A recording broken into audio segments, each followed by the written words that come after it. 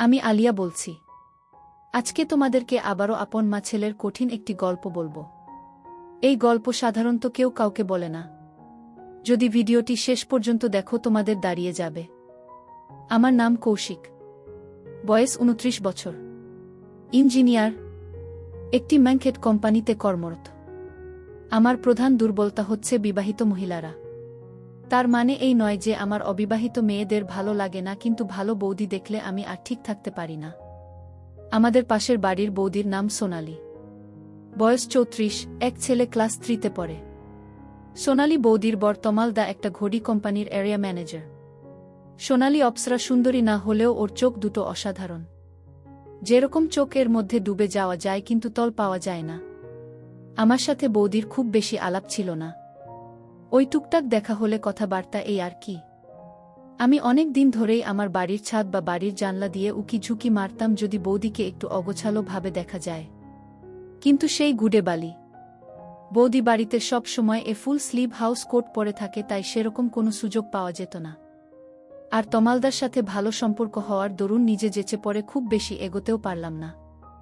একদিন সকালে অফিস যাবার জন্য রেডি হচ্ছি, সেই সময় মা এসে বলল, তোকে বলতে ভুলে গেছি, আজকে আধার কার্ডের জন্য যেতে হবে।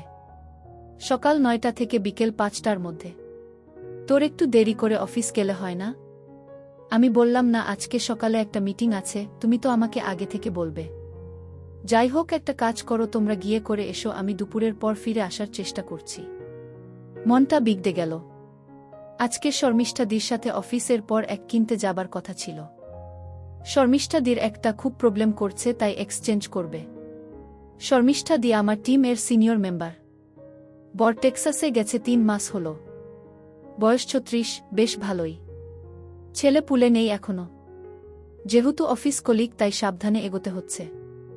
হালকা ফ্ল্যাট আর এদিক ওদিক অ্যাক্সিডেন্টাল ছোঁয়া অবধি এগিয়েছে ব্যাপারটা। অফিস পৌঁছালাম তখন 9:30। ডেস্কে বসে আছি, শর্মিষ্ঠাদি এসে ধরল, শোনো না, আজকে একটা দেখে নিয়ে একসাথে ডিনার করে ফিরব। মনটা আরও খারাপ হয়ে গেল। শর্মিষ্ঠাদিকে বললাম ব্যাপারটা। শর্মিষ্ঠাদির মুখটা দেখলাম কেমন যেন আধারে ঢেকে গেল। বলল, কি আর করা যাবে, আমারই ভাগ্য খারাপ। কিরকম যেন খটকা লাগলো কথাটা শুনে।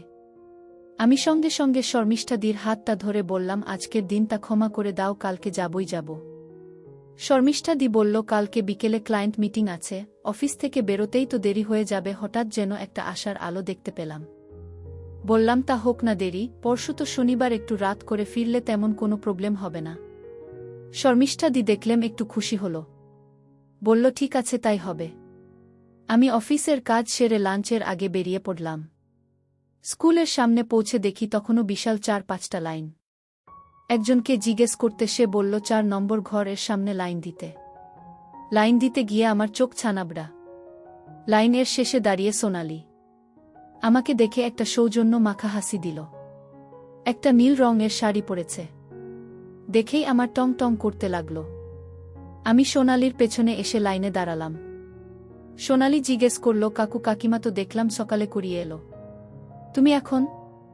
আমি বললাম, অফিস ইম্পর্ট্যান্ট কাজ ছিল, সেটা মিটিয়ে এলাম। মনে মনে ভাবলাম, ভাগ্যিস সকালে আসিনি। জায়গাটা একটু ছোট হওয়াতে সবাই বেশ ঘেঁষাঘেঁষি করেই দাঁড়িয়েছিলাম।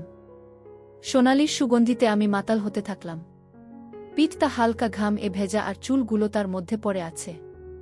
আমি আমার ব্যাগটা হাত থেকে নিয়ে কাঁধে নিতে গেলাম।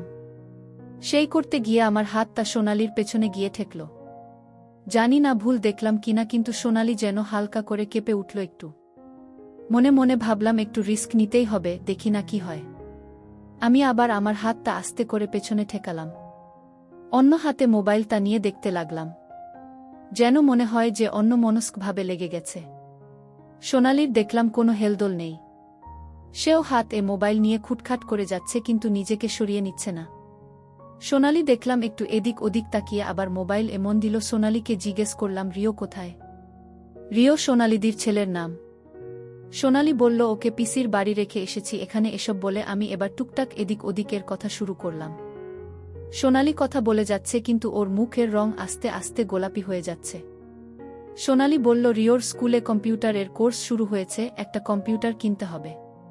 আমি দেখলাম এই সুযোগ, বললাম তুমি আমাকে হোয়াটসঅ্যাপ এ পিং করো, আমি তোমাকে ভালো কনফিগারেশন আর দোকান বলে দিচ্ছি। সোনালি আমার নম্বরটা নিয়ে রাখলো, বলল ঠিক আছে। এর মধ্যেই আমরা একদম কাউন্টারের সামনে পৌঁছে গেছি। আমি দেখলাম আমার সময় শেষ। কথা বলতে বলতেই একটু জোরেই ঘষে দিলাম। দেখলাম আবার কেঁপে উঠল। আধারের কাজ হয়ে গেল। আমরা হাঁটতে হাঁটতে বাড়ির দিকে ফিরতে লাগলাম। সোনালি দেখলাম খুব বেশি কথা বলছে না। মনে মনে ভাবলাম যে সোনালির বাড়ি এখন ফাঁকা, যদি কিছু চান্স পাওয়া যায়। কিন্তু সে গুডে বালি। রাস্তার মোড় এসে সোনালি বলল, আমি রিকশা নিয়ে রিওর পিসির বাড়ি যাব, তারপর রিওকে নিয়ে ফিরব। অগত্যা কি আর করব, একা একা ফিরে এলাম বাড়ি। রাতে খাওয়া সেরে শুয়ে হোয়াটসঅ্যাপ খুলে দেখি সোনালির মেসেজ লেখা, হ্যালো, কম্পিউটার ডিটেলস তা পাঠিয়েও, থ্যাঙ্কস। আমি তড়িঘড়ি একটা কম্পিউটার ডিটেলস আর চাঁদনি চক এর একটা দোকানের ডিটেলস পাঠিয়ে দিলাম। বেশ কিছুক্ষণ অপেক্ষা করলাম, কিন্তু মেসেজ দেখল না। একটু হতাশ হয়েই ঘুমিয়ে পড়লাম। পরদিন সকালে অফিসের জন্য রেডি হচ্ছি, দেখি সোনালির ফোন। আমি, হ্যালো সোনালি, আমি সোনালি বলছি। আমি, কি ব্যাপার? সোনালি, তোমার দাদা একটু কথা বলবে। তমাল, হ্যালো কৌশিক। আমি, হ্যাঁ তমালদা। তমাল, তোমার কম্পিউটার ডিটেলসটা পেলাম, থ্যাঙ্কস। তবে আর একটা হেল্পও করতে হবে। তুমি যদি দোকান এর জায়গাটা আমাকে বুঝিয়ে দিতে তাহলে একটু সুবিধে হতো। আসলে এখন অফিসের কাজ থেকে একদম সময় পাচ্ছি না। রোজ বাড়ি ফিরতেও অনেক রাত হয়ে যাচ্ছে। তাই হয়তো তোমার বৌদিকে একা একাই যেতে হবে। আমি দেখলাম এর থেকে ভালো সুযোগ আর পাওয়া যাবে না। বললাম, বৌদি একা গেলে কি ম্যানেজ করতে পারবে? তার চেয়ে কাল শনিবার আছে, আমি সঙ্গে যেতে পারি। তামালদা তো যেন হাতে চাঁদ পেল, তাহলে তো খুব ভালোই হয়। কিভাবে যে তোমাকে ধন্যবাদ দেব? তোমার একটা খাওয়া পাওনা হয়ে রইল তাহলে। আমি মনে মনে ভাবলাম, খাবার সুযোগেই তো যাচ্ছি। তবে যেটা খেতে চাই সেটা তুমি খাওয়াতে পারবে না, তোমার বউ পারবে। ফোনটা কেটে দিয়ে অফিসের জন্য বেরিয়ে পড়লাম। আজ আবার শর্মিষ্ঠাদির এসির সাথে কিনতে যেতে হবে। দাদাদের অবর্তমানে বৌদিদের নিয়ে শপিং করতে করতেই সময় বেরিয়ে যাচ্ছে। সার্ভিস চার্জটা পেলেই হয়। অফিস শেষ হতে হতে একটু দেরি হয়ে গেল। শর্মিষ্ঠাদি আর আমি বেরোতে বেরোতে প্রায় 8টা বেজে গেল। শর্মিষ্ঠাদিকে আজকে বেশ সুন্দর লাগছে। শর্মিষ্ঠাদি নিজেই ড্রাইভ করে। বেশ জোরের সাথেই চালিয়ে আমরা দোকানে পৌঁছে গেলাম 8:30টার মধ্যে। এসি কেনা হলো? বলল রবিবার গিয়ে ইনস্টল করে দেবে। দোকান থেকে বেরিয়ে শর্মিষ্ঠাদি বলল, চলো এবারে কোথাও গিয়ে ডিনারটা সারা যাক। আজকে তো শুক্রবার, একটু ড্রিঙ্ক করা যেতে পারে। কি বলিস? আমি বললাম, সে না হয় করা যেতে পারে, কিন্তু ড্রিঙ্ক করে ড্রাইভ করাটা প্রবলেম। তাই তোমার বাড়ির কাছাকাছি কোনো বারে চলো।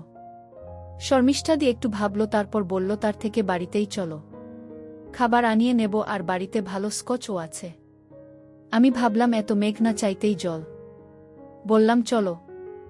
শর্মিষ্ঠাদির ফ্ল্যাটটা অসম্ভব সুন্দরভাবে সাজানো। শর্মিষ্ঠাদি ঘরে ঢুকে বলল, তুই একটু বস, আমি ফ্রেশ হয়ে আসি। তুইও ফ্রেশ হয়ে নিতে পারিস। আমি বললাম, না আমি ঠিক আছি, তুমি ফ্রেশ হয়ে নাও। শর্মিষ্ঠাদি ভেতরের ঘরে চলে গেল, আর আমি ফ্ল্যাটটা ঘুরে ঘুরে দেখতে লাগলাম। এর মধ্যে খাবারও চলে এলো। বাড়িতে মাকে ফোন করে বলে দিলাম যে আমার ফিরতে দেরি হবে আর রাতে খেয়ে আসব। মা হাজারটা প্রশ্ন করে পাগল করে দিল। ফোনটা করে বারান্দা থেকে ভেতরে ঢুকে দেখি শর্মিষ্ঠাদি কখন যেন চলে এসেছে। ড্রয়িং রুমটার লাইট অফ করে একটা ডিম লাইট জ্বালিয়েছে আর টেবিলে খাবার আর ড্রিঙ্ক সাজাচ্ছে। শর্মিষ্ঠাদিকে দেখে কেমন যেন মোহগ্রস্ত হয়ে গেলাম। এক মন দিয়ে টেবিলটা সাজিয়ে যাচ্ছে আর আমি এক মন দিয়ে দেখছি শর্মিষ্ঠাদিকে। আমাকে দেখে শর্মিষ্ঠাদি বলল, কিরে গার্লফ্রেন্ডকে ফোন করা হলো? আমি হেসে বললাম, সে ভাগ্য আর কই। মাকে বলে দিলাম যে খেয়ে ফিরব। ড্রয়িং রুমের কাউচ এ গ্লাস হাতে বসলাম দুজনে। আড্ডা চলতে লাগলো দুজনের। আমি, এত বড় ফ্ল্যাট এ তুমি একা থাকো? ভালো লাগে শর্মিষ্ঠা, ছুটির দিনগুলো খুব একা লাগে। তাই মা বাবার কাছে যাই, না হলে বন্ধুদের ডেকে আড্ডা মারি। আমি, শুভঙ্কর দা আসছে কবে? শর্মিষ্ঠা, সামনের মাসে আসবে। শর্মিষ্ঠাদি দেখলাম বেশ তাড়াতাড়ি ড্রিঙ্ক শেষ করছে। আমার 2টো শেষ হতে হতে শর্মিষ্ঠাদির 4টা হয়ে গেছে। আমরা যেহেতু খুব কাছাকাছি বসে আছি, তাই আমাদের পা লেগে যাচ্ছে একে অপরের সাথে। শর্মিষ্ঠাদির ফোনটা বেজে উঠল। শুভঙ্কর দা। শর্মিষ্ঠাদি ফোনটা নিয়ে ঘরে চলে গেল। বাইরে থেকে হালকা আওয়াজ পেলাম, মনে হলো উত্তেজিতভাবে কি একটা বলছে। শর্মিষ্ঠাদি ফিরতে দেখি মুখটা থমথমে। এসেই ড্রিঙ্কটা পুরো একবারে শেষ করে আবার বানাতে শুরু করল। আমি প্রবলেম শর্মিষ্ঠা, শুভঙ্কর সামনের মাসে আসতে পারবে না, একেবারে পুজোর সময় আসবে বলে একটা দীর্ঘ নিঃশ্বাস ছাড়ল। আমি বললাম চিন্তা করো না, কয়েক মাস পরেই তো পুজো, দেখতে দেখতে কেটে যাবে। শর্মিষ্ঠাদি যেন পুরো গলে গেল। আমার কাঁধে মাথাটা রেখে বলল, তুই বুঝবি না, এরকম একা থাকতে হলে বুঝতি। আমি তাকিয়ে দেখি ও এক দৃষ্টিতে আমার দিকেই তাকিয়ে আছে, আমার কাঁধে মাথাটা রেখে। আমাদের দুজনেরই নিঃশ্বাস ঘন হয়ে এসেছে। শর্মিষ্ঠাদি চোখটা বন্ধ করে নিল আস্তে করে। আমার হাতটা ওর কোমরের উপর পড়তেই ও যেন চমকে উঠে দাঁড়িয়ে পড়ল। বলল, তুই বস, আমি খাবারের প্লেটগুলো নিয়ে আসি। আমি বসে বসেই শর্মিষ্ঠাদির হাতটা ধরলাম। আমার দিকে তাকালো শর্মিষ্ঠাদি, চোখে একটা যেন দোনামোনা, কিন্তু হাতটা দিয়ে যেন আগুন বেরোচ্ছে। এক মুহূর্ত দুজনেই চুপচাপ দুজনের দিকে তাকিয়ে আছি। যেমন বাঁধ ভেঙে গেলে জল আছড়ে পড়ে, ঠিক তেমনি শর্মিষ্ঠাদি আমার উপর পড়ল। অনেক পরিশ্রম করে রাতে শর্মিষ্ঠাদির বাড়িতেই থেকে গেলাম। বাড়ি আসতে মন চাইল না। বাইরে তাকিয়ে দেখি আকাশ সবে ফর্সা হতে শুরু করেছে। এই ফ্ল্যাটটা 15 তলাতে হওয়াতে বাইরের আকাশটা পুরো দেখা যায়। বাইরের আলোর আবাস ঘরে এসে পড়াতে শর্মিষ্ঠাদির মুখটা দেখা যাচ্ছে। অঘরে ঘুমাচ্ছে। আমি উঠে ফ্রেশ হয়ে রান্নাঘরে ঢুকলাম। 2টো ব্ল্যাক কফি উইথ সুগার নিয়ে আবার বেডরুম এ ফিরলাম। দেখলাম শর্মিষ্ঠাদিকে যেমন ভাবে রেখে গেছিলাম সেরকম ভাবেই শুয়ে আছে। জানলার পর্দাগুলো সরিয়ে দিয়ে শর্মিষ্ঠাদির কাছে গিয়ে বললাম, গেট আপ নাও।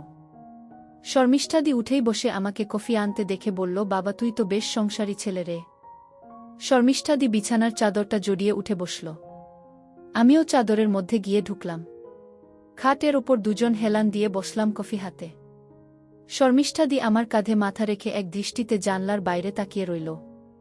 আমরা দুজনেই কফি খেতে খেতে অনেকদিন পর সূর্যোদয় দেখলাম। সকাল 7টা নাগাদ স্নান সেরে শর্মিষ্ঠাদির বাড়ি থেকে বেরিয়ে পড়লাম। ক্যাবে উঠে হোয়াটসঅ্যাপ খুলে দেখলাম সোনালির মেসেজ, কখন বেরোবে জানিও আমাকে। মেসেজ করলাম 12টা নাগাদ বেরোবো, যদি তোমার প্রবলেম না হয়। বাড়ি ফিরতে 8টা বেজে গেল। হালকা কিছু ব্রেকফাস্ট করে আবার শুয়ে পড়লাম। সকাল 11টা নাগাদ ফোন করলাম সোনালিকে। আমি, হ্যালো সোনালি, বলো। আমি, রেডি সোনালি, রেডি হচ্ছি। 10 মিনিট। আমি বুঝলাম মেয়েদের 10 মিনিট মানে এখনো 30 মিনিট সময় আছে। আমিও ধীরে সুস্থে রেডি হতে লাগলাম। 11:30টা নাগাদ সোনালির বাড়ি পৌঁছালাম। বেল দিতেই সোনালি দরজা খুলল। একটা হালকা হলুদ রং এর ধরলে ফুল হাত কুর্তি পরেছে আর ব্ল্যাক লেগিংস। খোলা চুলে মোহময়ী সুন্দরী লাগছে।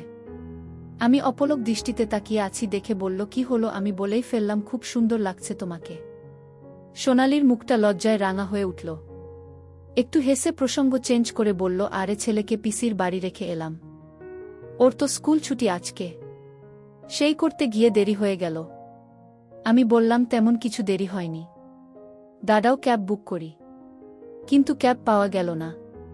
ঠিক করলাম অটো করে মেট্রো স্টেশন থেকে মেট্রো ধরব। অটোতে উঠে বুঝলাম ক্যাব না পেয়ে ভালোই হয়েছে। পেছনে দুজনে বসলাম, ধারে সোনালি আর আমি মাঝখানে। আমার অন্য পাশে একটা মোটা লোক বসাতে আমরা প্রায় চেপে গেলাম দুজন দুজনের সাথে। আমি জায়গা করার জন্য হাতটা সোনালির পিঠের পেছনে রাখলাম। আমরা এদিক ওদিককার কথা বলতে বলতে চললাম। একটা জোরে ব্রেক মারার ফলে আমার হাতটা সরাসরি সোনালির পিঠের উপর এসে পড়ল। আমি হাতটা একটু সরালাম বটে, কিন্তু পুরোটা নয়। হাতটা পিঠের উপর ছুঁয়েই রইল। সোনালি কিন্তু কোনো ভ্রুক্ষেপ করল না। আমরা যেমন কথা বলতে বলতে যাচ্ছিলাম তেমনি চলতে লাগল। আমি এমনিও জানি যে সোনালির সাথে যা করার আজকের মধ্যেই করতে হবে, না হলে আর সুযোগ পাওয়া যাবে না। সোনালি কথা বলতে গিয়ে হঠাৎ চুপ করে গেল। দেখলাম ওর মুখ লাল হয়ে উঠেছে, তবে রাগে নয়, লজ্জায়। আমি আঙ্গুল একটা থেকে দুটো থেকে তিনটে এরকম করে পুরো হাতটাই ওর পিঠের উপর দিলাম। সোনালি কথা বন্ধ করে একবার আমার দিকে তাকিয়ে বাইরের দিকে তাকিয়ে রইল। আমার মনে হলো একটা সম্মতি নেওয়াটা প্রয়োজন। জিজ্ঞেস করলাম, তোমার বসতে অসুবিধে হচ্ছে না তো? না না, ঠিক আছে। ব্যাস, আর ভেবে লাভ নেই। আমি হাতটা আস্তে আস্তে কাঁধ বেয়ে নামাতে থাকলাম। এর বেশি আর যাওয়া সম্ভব নয়, না হলে অন্য লোকের নজরে পড়ে যাবে। এরকম চলতে চলতেই আমাদের অটো মেট্রো স্টেশন এ চলে এলো। সোনালি বেশি কথা বলছিল না। ওকে একটু হালকা করতেই আমি কথা বলতে শুরু করলাম।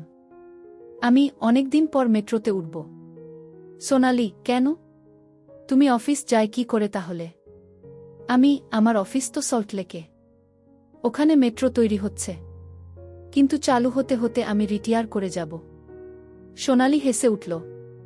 আমি বললাম, বেশ ভিড় হবে মনে হচ্ছে, তোমার অসুবিধে নেই তো? আমরা কিন্তু ট্যাক্সি নিতেও পারি। সোনালি বলল, না না, ফেরার সময় বরং ট্যাক্সিতে ফিরব। মনে মনে ভাবলাম আমিও তো তাই চাই। উঠে পড়লাম একটা এসি মেট্রোতে। মোটামুটি ফাঁকা, কিন্তু বসার জায়গা নেই। আমি উল্টো দিকের দরজার দিকে সোনালিকে নিয়ে দাঁড়ালাম। এদিকের দরজাটা পার্ক স্ট্রিট ছাড়া আর খুলবে না, তাই দাঁড়ানো যাবে ভালো করে। সোনালিকে দরজার দিকেই পিঠ করিয়ে দাঁড় করিয়ে আমি ওর মুখোমুখি দাঁড়ালাম। পরের স্টেশনেই প্রচণ্ড ভিড় শুরু হলো। আমি প্রায় সোনালির উপর পরেই যাচ্ছিলাম। সোনালি আমার কাঁধটা ধরে দাঁড়ালো আর আমি সোনালির কোমরটা। সোনালি একবার আমার দিকে তাকাচ্ছে আর একবার এদিক ওদিক লোকজনদের দেখছে, কিন্তু যা ভিড় তাতে কারোর আমাদেরকে লক্ষ্য করার কথা নয়। সোনালিও বুঝল বোধহয় সেটা। ও দেখলাম আমার জামাটা খামচে ধরে আমাকে একটু সামনে টানল, যেন আমার এক হাত কোমরে আর এক হাত ওর থাই এর উপরে উঠছি। সোনালির চোখে যেন একটা প্রশ্ন ফুটে উঠল, যেন বুঝতে চাইছে আমি কি করতে চাই। এই শুধু একটা হাসি, মাথা হালকা নাড়িয়ে যেন পারমিশন চাইলাম আরও এগোবার। সোনালি বুঝল। ও একটু হেসে মাথাটা অন্যদিকে ঘুরিয়ে রাখল। আমাদের স্টেশন এসে গেল। আমরা স্টেশন থেকে বেরিয়ে কম্পিউটার দোকানে গিয়ে কেনাকাটি করলাম। দোকানে বলল 1 ঘন্টা টাইম লাগবে অ্যাসেম্বলি করতে। এটা আমার জানা ছিল, তাই সোনালিকে বললাম, চলো আমরা লাঞ্চটা সেরে নিই। একটা ভালো রেস্টুরেন্ট এ লাঞ্চ সেরে আমরা আবার দোকানে ফিরলাম। আমি রেস্টুরেন্টের বিল দিতে গেলে সোনালি বলল, মোটেই না, ওটা আমি দেব। এমনিতেও তোমার ছুটির দিনে তোমাকে দিয়ে খাটিয়ে মারছি, অন্তত খাওয়াতে তো দাও আমাকে। এত অল্পতে সারলে তো হবে না। সোনালি, তাহলে আমি বাড়িতে ডেকে এনে খাওয়াতে হবে? সোনালি, আছে তাই হবে। তুমি কি খেতে ভালোবাসো?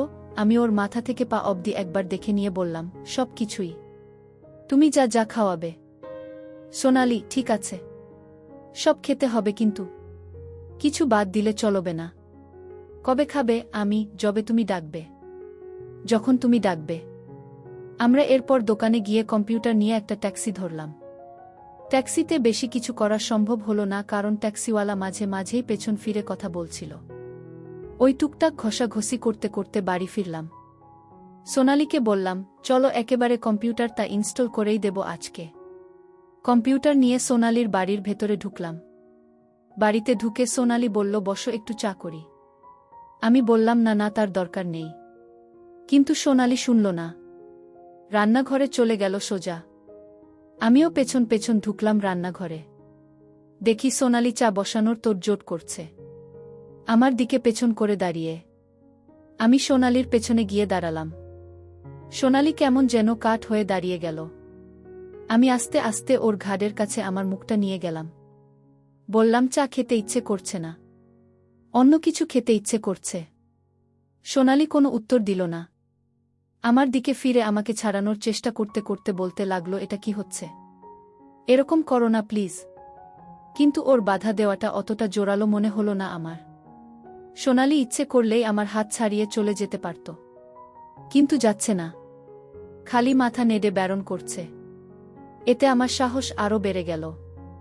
একটু পর বলল, কিন্তু এটা তো ঠিক নয়। আমি বললাম, তাহলে চলে যাব আমি। সোনালি কিছু বলল না, শুধু চোখটা নামিয়ে নিল। সেদিন 3 বার সোনালিকে কাজ করে দিলাম। সোনালির বাড়ি থেকে যখন বেরোলাম তখন প্রায় 6:30 বাজে। পরদিন অফিস গিয়ে দেখি ঘুরতে যাওয়ার প্ল্যান চলছে। সামনের শুক্রবার অফিস ছুটি, তাই উইকেন্ড মিলিয়ে 3 দিন ছুটি পাওয়া যাবে। সবাই মিলে ঠিক হলো যে মন্দারমণি যাওয়া হবে। ঠিক হলো যে ধর্মতলা থেকে এসি বাসে যাওয়া হবে। বেশ বড় একটা দল হলো আমাদের। অনেকে ফ্যামিলি নিয়েও যাবে। মনে মনে বেশ খুশি হলাম আমি। শর্মিষ্ঠা দিত থাকবেই, তার সাথে অনেক মহিলা থাকবে আমাদের অফিসের। যারা ফ্যামিলি নিয়ে যাবে তাদের জন্য পার্সোনাল রুম ঠিক করা হলো, আর ব্যাচেলরদের জন্য একটা রুমে দুজন করে থাকার ব্যবস্থা করা হলো। আমি সৌভিকের সাথে রুম শেয়ার করে নিলাম।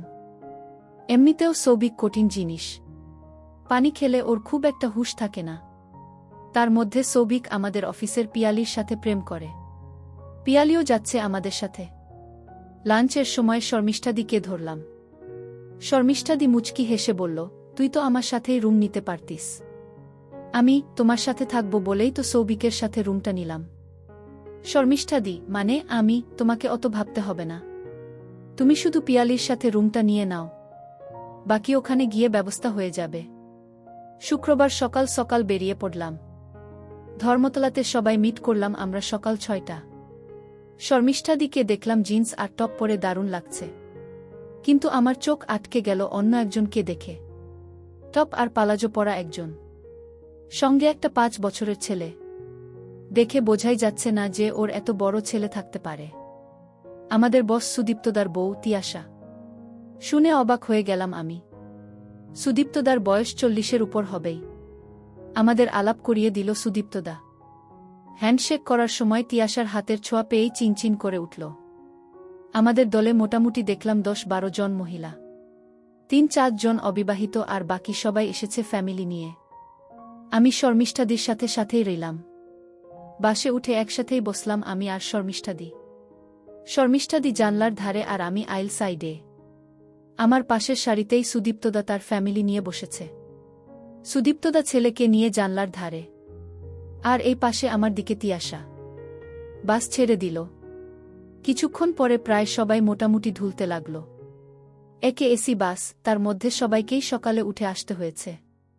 শর্মিষ্ঠাদি আমার পাশে হেডফোনে গান শুনছে চোখ বন্ধ করে। আমি বললাম, কি শুনছ? শর্মিষ্ঠাদি একটা হেডফোন আমার কানে দিল। দুজনে গান শুনতে শুনতে যেতে লাগলাম। শর্মিষ্ঠাদি আমার হাতের আঙ্গুল নিয়ে খেলতে লাগল। এই সুন্দর সকালে ওর ছোঁয়া খুব ভালো লাগছিল। আমি আস্তে আস্তে আমার হাতটা ওর থাইয়ের উপর রাখলাম। আস্তে আস্তে হাতটা মাঝখানে নিজে যেতে লাগলাম।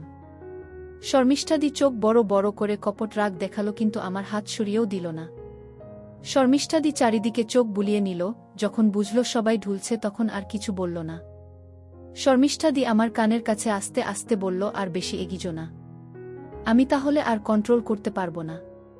আমি ওর দিকে তাকিয়ে চোখ মেরে বললাম, কন্ট্রোল না করতে পারলে কি করবে? শর্মিষ্ঠাদি, জানিস না কি করব আমি? না, জানি না। আমি একবার মাথা তুলে পেছনে দেখে নিলাম। দেখলাম যে পেছনের সিটে শুভাশিস দা আর ওর বউ তনুশ্রী অঘরে ঘুমাচ্ছে। যদিও বাসের সিটগুলো যা উঁচু তাতে কেউ উঠে না দাঁড়ালে আমাদের দেখতে পাওয়া মুশকিল। এদিকে কন্ট্রোল করা মুশকিল হয়ে যাচ্ছিল, তাই বাসের মধ্যে শুরু করে দিলাম। আমার হঠাৎ করে কিছু একটা মনে হতেই আমার অন্য পাশে তাকিয়ে দেখে চমকে উঠি। দেখি অন্য পাশের সিট থেকে সুদীপ্তদার বউ তিয়াশা আমাদের দিকে তাকিয়ে আছে। সুদীপ্তদাকে দেখে মনে হলো ঘুমাচ্ছে। তিয়াশা এক মনে দেখে যাচ্ছে আমাদের। মুখের চাহনি অন্যরকম। আমি যে ওকে দেখছি সেটা বুঝতে পারেনি তখনও। কিছুক্ষণ পর আমাদের বাসটা কোলাঘাটে এসে থামল। তড়িঘড়ি করে সব ঠিক করে নিয়ে বাস থেকে নামলাম। এখানে ব্রেকফাস্ট করতে হবে আমাদের। একসাথে ব্রেকফাস্ট করলাম আমরা। তিয়াশার সাথে কয়েকবার চোকাচোকি হলো। আমি অল্প একটু হাসলাম, আর তিয়াশাও ঠোঁটের কোনো হাসি দেখলাম যেন একটু। ব্রেকফাস্ট শেষ করে হাত ধুতে গিয়ে দেখি তিয়াশা হাত ধুচ্ছে। আমি পেছন থেকে দেখতে লাগলাম ওকে। তিয়াশা ঘুরে দাঁড়িয়ে আমাকে দেখে চমকে উঠল। আমি বললাম, সরি, আপনাকে চমকে দিতে চাইনি। তিয়াশা, তুমি তো চমকেই দিচ্ছ আমাকে খালি। আমি, কোন চমকটা বেশি ভালো লাগলো? তিয়াশা, বাসের টাই বেস্ট। আমি, বেস্ট চমক তো এখনো বাকি আছে। তিয়াশার গাল দুটো লাল হয়ে উঠল। আরও কিছু কথা হতো, কিন্তু আরও লোক হাত ধুতে আসার দরুন আর কথা হলো না। আমরা আবার বাস এগিয়ে উঠলাম। আমার সিটের কাছে গিয়ে দেখলাম চোখাচুকি হতেই একটু হাসল তিয়াশা। আবার আমরা রওনা দিলাম আমাদের গন্তব্যের দিকে। মনে মনে ভাবতে থাকলাম যে মন্দারমণিতে আরও কত কিছু অপেক্ষা করে আছে কে জানে। আমাদের মন্দারমণির রিসোর্টে ঢুকতে ঢুকতে প্রায় 11টা বেজে গেল। বেশ বড় রিসোর্ট, ঠিক সমুদ্রের পাশেই। আমরা সবাই কটেজ নিলাম। আমি তিয়াশাদের পাশের কটেজটা আমার আর সৌভিকের জন্য নিয়ে নিলাম। সবাই যে যার রুমে ঢুকে গেল। ঠিক হলো যে আধ ঘন্টা পরে সবাই বেরোব। সৌভিক দেখলাম রুমে ঢুকেই চেঞ্জ করে বেরিয়ে গেল।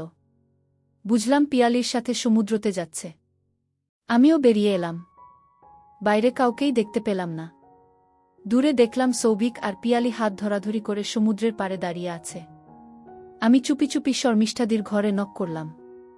শর্মিষ্ঠাদি দরজা খুলতে দেখলাম ও এখনো চেঞ্জ করেনি। আমি বললাম, কি গো চেঞ্জ করনি এখনো? সমুদ্রে যাবে না? শর্মিষ্ঠাদি কোনো উত্তর না দিয়ে আমাকে টেনে ঘরের মধ্যে নিয়ে দরজা বন্ধ করে দিল। আমি জানতাম যে আমরা বেশিক্ষণ সময় পাব না, কারণ পিয়ালি যখন খুশি ফিরে আসতে পারে, অথবা অন্য কেউ ও চলে আসতে পারে। তাড়াতাড়ি কাজ করতে লাগলাম। ঠিক এই সময় আমার কি যেন মনে হতে জানলার দিয়ে তাকিয়ে মনে হলো কে যেন সরে গেল জানলা দিয়ে। জানালাতে পর্দা থাকার ফলে ঠিক বুঝতে পারলাম না। কিছু বললাম না শর্মিষ্ঠাদিকে এই ব্যাপারে। শুধু বললাম, ওঠো, ফ্রেশ হয়ে নাও তাড়াতাড়ি। শর্মিষ্ঠাদি, হুম, তুই ফ্রেশ হয়ে বেরো, আমি আসছি। আর শোনো, সবার সামনে আমরা একটু ডিস্টেন্স মেইনটেইন করে রাখব। শর্মিষ্ঠাদি, কেন? আমরা বাসে একসাথে বসে এসেছি। এখানেও একসাথে ঘুরলে লোকজন সন্দেহ করতে পারে। শর্মিষ্ঠাদি, ওকে, কিন্তু তুই কথা দে যে তুই এখানে যে কদিন আছিস সে কদিন আমাকে একবার হলেও সেবা দিবি। তুমি চিন্তা করো না। তোমাকে কি আমি সেবা না করে থাকতে পারবো? শর্মিষ্ঠাদিকে আমার সাথে ডিস্টেন্স মেইনটেইন করতে বললাম যাতে অন্য মহিলাদের সাথে ডিস্টেন্স কমাতে পারি। সারাক্ষণ শর্মিষ্ঠাদি আমার সাথে থাকলে সেটা সম্ভব হবে না। আমি ফ্রেশ হয়ে শর্মিষ্ঠাদির ঘর থেকে বেরিয়ে এলাম। বাইরে এসে দেখলাম তখনও কেউ বেরোয়নি। শুধু সুভাষিসদা আর তনুশ্রীকে দেখলাম সমুদ্রের ধারে। তাহলে আমি কাকে দেখলাম জানলার ধারে? ভুল দেখলাম নাকি? হয়তো ভুলই দেখেছি। আমার রুমে গিয়ে দেখি সৌভিক শুয়ে আছে খাটে। আমি তো ওকে দেখে চমকে উঠলাম। বললাম, কি রে, কখন এলি? সৌভিক, এই তো জাস্ট কিছুক্ষণ। পিয়ালি কোথায়? সৌভিক ও মিলিদি আর অপর্ণাদির সাথে কথা বলছিল। আমি ওদের মাঝে আর কি করব তাই চলে এলাম। যাহ, কাবাব মে হাড্ডি হয়ে গেল। সৌভিক, কি আর করব ভাই, ভাগ্যই খারাপ। সে তোর ভাগ্য ফেরানো যায়। সৌভিক, কিভাবে? তুই পিয়ালিকে রুমে এনে সময় কাটাতে পারিস। কেউ তাহলে আর ডিস্টার্ব করবে না। সৌভিক, তুই তাহলে কি করবি? ধুরোর, আমার আর কি। আমার এমনিতেও এখানে এসে রুমের সময় কাটানোর ইচ্ছে নেই। তোদের হয়ে গেলে আমাকে বলে দিবি, আমি চলে আসব। সৌভিক প্রায় লাফিয়ে খাট থেকে উঠে পড়ল। বলল, থ্যাঙ্কস রে। কতদূর এগিয়েছিস তোরা? কিছু হয়েছে তোদের মাঝে? সৌভিক, কি হবে? নেকা, বুঝতে পারছিস না কি বলছি? সৌভিক, না রে, শুধু উপর উপর হয়েছে। ভালো, তাহলে এখানেই প্রি ওয়েডিং হনিমুনটা সেরে ফেলো। তবে হ্যাঁ, ঘরে ভুল ভালো কিছু ফেলে রাখিস না। আর যা করবি নিজের বিছানাতে করবি।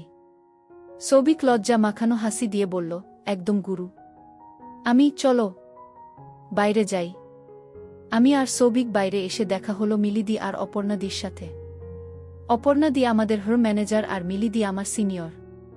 দুজনেই বরদের সাথে এসেছে, কিন্তু ওদের বরদের কাউকে দেখলাম না। জিজ্ঞেস করলাম, দাদারা কই? মিলিদি, ঘরে আসছে। সৌভিক, পিয়ালি কোথায় গেল? অপর্ণাদি, বাবা এসেই আগে পিয়ালির খোঁজ। ও তো রুমের দিকেই গেল। মনে মনে ভাবতে লাগলাম, রুমে তো আমি ছিলাম, তাহলে গেল কোথায়? তাহলে কি ওকেই দেখলাম জানলার ধারে? সেই সময় দেখি সুদীপ্তদা হন্তদন্ত হয়ে সমুদ্রের দিক দিয়ে আসছে। জিজ্ঞেস করলাম, কি গো, কি হলো সুদীপ্তদা? আরে সকাল সকাল বেরিয়েছি তো, পেটটা ঠিক ক্লিয়ার হয়নি। মনে মনে ভাবলাম, ভাগ্যিস ক্লিয়ার হয়নি, না হলে আমার রাস্তা ক্লিয়ার হতো না। সৌভিককে বললাম, চলো সমুদ্রতে নামি। সৌভিক আমতা আমতা করে বলল, তুই যা, আমি আসছি। বুঝলাম ও পিয়ালির জন্যে ওয়েট করছে। তখন মিলিদি আর অপর্ণাদিকে জিজ্ঞেস করলাম ওরা যাবে কিনা। ওরা বলল বরদের সাথে আসছে। অগত্যা আমি একাই সমুদ্রের দিকে রওনা দিলাম। সমুদ্রের ধারে এসে দেখলাম সমুদ্রের পাড়ে সুদীপ্তদার ছেলে একটা ফুটবল নিয়ে খেলা করছে, আর সুদীপ্তদার বউ তিয়াশা ছেলের পাশে পাশে হেঁটে বেড়াচ্ছে। তিয়াশা একটা 3/4 ব্লু জিন্স পরেছে আর স্লিভলেস সাদা টপ। ওর খোলা চুলগুলো সমুদ্রের হাওয়াতে এলোমেলোভাবে উঠছে। বিচে সেরকম ভিড় নেই। আমাদের রিসোর্টটা একটু অফবিট এবং আশেপাশে ঝাউবন থাকার দরুন খুব বেশি লোকজন নেই। যারা আছে তারাও বেশ দূরেই নিজেদের মতো স্নান করছে। আমি ওদের একটু কাছাকাছি আসতেই তিয়াশা খেয়াল করল আমাকে। বলল, একা? আর সব কোথায়? আমি, আসছে সবাই। আর আমি তো একাই। তিয়াশা, সে তো দেখলাম। আমি, কি দেখলেন? তিয়াশার মুখটা একটু রাঙা হয়ে উঠল। আমার কথার কোনো উত্তর দিল না। ওর খোলা চুল ওর মুখের উপর এসে এসে পড়ছে আর ও হাত দিয়ে চুল ঠিক করছে। আমি উপায় ভাবতে থাকলাম। এখন কেউ চলে আসলে আমাকে তিয়াশার সাথে এরমভাবে দাঁড়িয়ে থাকতে দেখলে কিছু মনে করতে পারে, এই ভেবে আমি ওর ছেলের সাথে বল নিয়ে খেলতে শুরু করলাম। ওর ছেলে আমার সাথে খেলতে খেলতে তিয়াশার আশেপাশেই গোল গোল করে ঘুরতে লাগল। আমি দেখলাম এই সুযোগ। আমি ওকে ধরার চেষ্টা করতে লাগলাম। সেই করতে গিয়ে তিয়াশার গায়ে আমার হাত থেকে যেতে লাগল। তিয়াশাও দেখলাম খুব একটা বাধা দিচ্ছে না, খালি ওর ছেলেকে দুষ্টুমি করতে বারণ করছে। কিন্তু সেই বারণ এর মধ্যে শাসনের থেকে প্রশ্রয়ের ভাব বেশি। আমি একবার তিয়াশাকে পেরিয়ে ওর ছেলেকে ধরছি এরকম ভাব করে ওর কোমরে হাত রাখলাম। বুকের মধ্যে কেমন যেন করতে লাগল। একদিকে ভয় আর একদিকে উত্তেজনা। যতই হোক বশের বউ, কিন্তু তিয়াশা দেখলাম এমন ভাব করছে যেন আমার হাতটা খেয়ালই করেনি। ও ছেলের সাথে খেলা হাসি থামাল না। আমি এবারে সাহস করে ওর কোমর থেকে হাতটা এগিয়ে এনে ওর পেটের উপর রাখলাম। একটু পেছন দিকেই টানলাম। তিয়াশা কিন্তু সরে যাবার কোনো চেষ্টা করল না, বরং ও একটা কাজ করল যেটাতে আমি চমকে উঠলাম। ও ওই অবস্থাতে কোমর সোজা রেখে ওর ছেলের বল তুলছে এরকম একটা ভাব করে সামনের দিকে ঝুঁকে পড়ল। আমি আর নিজেকে ঠিক রাখতে পারলাম না। এরই মধ্যে তিয়াশা উঠে দাঁড়াল। আমিও দূর থেকে দেখলাম আমাদের রিসোর্টের দিক থেকে দল বেঁধে সবাই আসছে। আমরা দুজনে আবার আলাদা হয়ে গেলাম। আমি আবার ওর ছেলের সাথে খেলতে শুরু করলাম বল নিয়ে, কিন্তু তিয়াশার থেকে দূরত্ব মেইনটেইন করে রেখে। আমরা মোটামুটি সবাই ড্রিঙ্ক করতে শুরু করলাম। আমি খুব বেশি খেলাম না। একটা বোতল নিয়ে সবাইকে লক্ষ্য করতে শুরু করলাম। শর্মিষ্ঠাদি এসে টুকটাক কথা বলে গেল, কিন্তু পাশে বসল না। বুঝলাম ওষুধ ধরেছে। বেশি সাথে লেপ্টে না থাকলেই মঙ্গল। কিছুক্ষণ পর একটু নেশা ধরতে আমরা সবাই কিছুটা সমুদ্রের ভেতরে গিয়ে স্নান করতে লাগল। সুদীপ্তদা ওর ছেলেকে নিয়ে খেলতে মেতে রয়েছে। আমি তিয়াশার পাশেই রইলাম। মাঝে একটা বড় ঢেউ আসতে সবাই প্রায় পড়ে গেলাম জলে। আর আমি গিয়ে পড়লাম তিয়াশার উপর। আমি এবারে তিয়াশার দিকে তাকিয়ে একটা ইশারা করে জল থেকে উঠে রিসোর্টে চলে এলাম। সবাই খেলতে মত্ত এবং নেশার দরুন আমাকে কেউ খেয়াল করল না। রিসোর্টের মধ্যে ঝাউ গাছের বাগানে অপেক্ষা করতে থাকলাম আমি। বেশ কিছুক্ষণ কেটে যেতে হতাশ হয়ে ভাবতে থাকলাম যে তাহলে কি আমার ইশারা বোঝেনি, নাকি এর বেশি এগোতে চায় না। বসে বসে এইসব ভাবছি, হঠাৎ দেখি তিয়াশা আসছে। আমার প্ল্যান করাই ছিল। ও কাছে আসতেই ওকে টেনে নিয়ে পাশে একটা ওয়াশরুম ছিল, সেটার ভেতর গেলাম আর সাথে সাথে ঝাঁপিয়ে পড়লাম।